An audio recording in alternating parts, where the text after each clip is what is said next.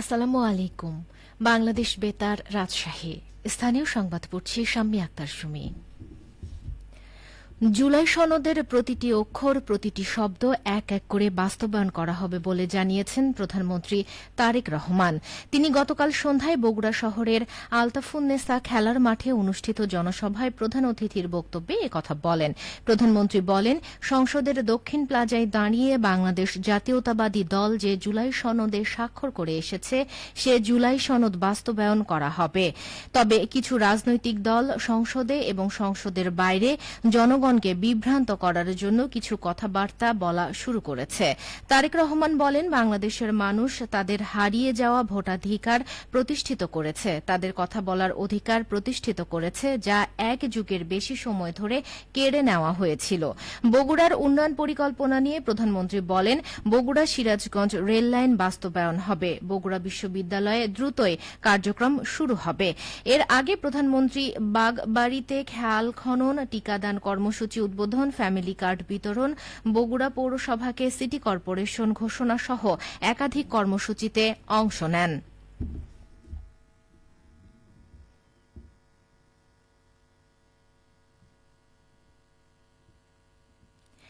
সারা দেশে আজ থেকে শুরু হয়েছে 2026 সালের মাধ্যমিক স্কুল সার্টিফিকেট এসএসসি দাখিল ও ভোকেশনাল পরীক্ষা, যা চলবে 20 মে পর্যন্ত। আজ সকাল 10টায় বাংলা প্রথম পত্রের পরীক্ষার মধ্য দিয়ে এবারের এসএসসি পরীক্ষা শুরু হয়। এবার সারা দেশে মোট 18,57,344 জন শিক্ষার্থী এসএসসি ও সমমান পরীক্ষায় অংশ নিয়েছে। তবে এবার পরীক্ষা কেন্দ্রগুলোতে নকলমুক্ত পরিবেশ নিশ্চিত করতে প্রতি কক্ষে স্থাপন করা হয়েছে নিরাপত্তা ক্যামেরা। ফলে পরীক্ষা কেন্দ্রের পরিবেশ দূরে বসেও পর্যবেক্ষণ করা যাচ্ছে। এবার রাজশাহী শিক্ষা বোর্ডের অধীনে 8 জেলার 2,709টি শিক্ষা প্রতিষ্ঠানের মোট 1,77,709 জন পরীক্ষার্থী 274টি কেন্দ্রে অংশ নিয়েছে। এবছর মোট পরীক্ষার্থীদের মধ্যে ছাত্র 93,174 জন এবং ছাত্রীর সংখ্যা 84,535 জন। বিজ্ঞান বিভাগে পরীক্ষার্থীর সংখ্যা 92,967 জন, মানবিক বিভাগে 79,845 জন এবং ব্যবসায় শিক্ষা বিভাগের 4,897 জন পরীক্ষার্থী রয়েছে। রাজশাহী শিক্ষা বোর্ডের চেয়ারম্যান প্রফেসর আ.ন.ম মোফাক্খারুল ইসলাম জানান, পরীক্ষার্থীদের অ্যাডমিট কার্ড প্রদান করা হয়েছে যথাসময়ে। কোন শিক্ষার্থী এই পরীক্ষা নিয়ে যেন ভয় না পায়, সেদিকে অভিভাবকদের লক্ষ্য রাখতে হবে। এখন পর্যন্ত শান্তিপূর্ণ পরিবেশে পরীক্ষা অনুষ্ঠিত হচ্ছে। এদিকে নাটোর জেলায় মোট 47টি পরীক্ষা কেন্দ্রে 21,631 জন পরীক্ষার্থী পরীক্ষায় অংশগ্রহণ করছে। এর মধ্যে রাজশাহী শিক্ষা বোর্ডের অধীনে পরীক্ষায় 27টি কেন্দ্রে মোট পরীক্ষার্থীর সংখ্যা 15,592 জন, কারিগরি শিক্ষা বোর্ডের অধীনে পরীক্ষায় 13টি কেন্দ্রে পরীক্ষার্থীর সংখ্যা 3,835 জন এবং মাদ্রাসা শিক্ষা বোর্ডের অধীনে 7টি কেন্দ্রে 2,204 জন পরীক্ষার্থী অংশ নিয়েছে।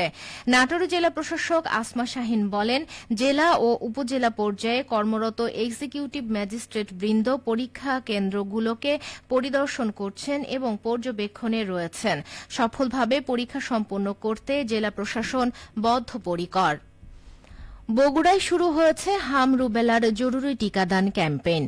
গতকাল প্রথম দিনেই জেলার বিভিন্ন কেন্দ্রে লক্ষ্যমাত্রার চেয়ে বেশি টিকাদান সম্পন্ন হচ্ছে। জেলা স্বাস্থ্য বিভাগ জানিয়েছে, বগুড়ায় প্রথম দিন হাম রুবেলার টিকাদানের লক্ষ্যমাত্রা ছিল 19,328 জন শিশু, কিন্তু প্রথম দিন টিকা দেওয়া হয়েছে 19,348 জন শিশুকে। 6 মাস থেকে 5 বছরের কম 59 মাস বয়সী শিশুদের প্রাণঘাতী হাম ও রুবেলা রোগ থেকে সুরক্ষা দিতে এই বিশেষ কর্মসূচি হাতে নিয়েছে স্বাস্থ্য বিভাগ। প্রথম দিন বগুড়া পৌরসভায় লক্ষ্যমাত্রা ছিল 1,380 শিশু, কিন্তু দেওয়া হয়েছে 1,599 শিশুকে। বগুড়ার সিভিল সার্জন ডাক্তার খুরশিদ ইসলাম জানান, 2024-26 সালে হাম রুবেলা টিকাদানের কাভারেজ কাঙ্ক্ষিত লক্ষ্যমাত্রার চেয়ে বেশ কম ছিল। জনসুরক্ষা বৃদ্ধির লক্ষ্যে নির্দিষ্ট সময় পরপর হাম রুবেলা টিকাদান ক্যাম্পেইন বাস্তবায়ন করা দরকার। নাটোরের শস্য ভাণ্ডার খ্যাত হালতি বিলের আবাদি জমি থেকে বোরো ধান সংগ্রহ কার্যক্রম শুরু হয়েছে। গতকাল আনুষ্ঠানিকভাবে এই কার্যক্রমের উদ্বোধনকালে উপস্থিত ছিলেন কৃষি সম্প্রসারণ অধিদপ্তর নাটোর জেলা কার্যালয়ের উপপরিচালক মোহাম্মদ হাবিবুল ইসলাম খান। এ সময় তিনি বলেন, কৃষি বিভাগ ও কৃষকদের ঐকান্তিক প্রচেষ্টায় বোরো ধানের আবাদ ভালো হয়েছে। আশা করা হচ্ছে ফলনও আশানুরূপ হবে। সবশেষে আবহাওয়া। আজ দুপুর 12টায় রাজশাহীতে তাপমাত্রা ছিল 36.6 ডিগ্রি সেলসিয়াস। এই সময় বাতাসে আপেক্ষিক আর্দ্রতার পরিমাণ 42%। রাজশাহী ও পার্শ্ববর্তী এলাকায় আজ সূর্যাস্ত সন্ধে 6টা 29 মিনিটে। সংবাদ শেষ হল। আমাদের পরবর্তী সংবাদ দুপুর 2টা 5 মিনিটে।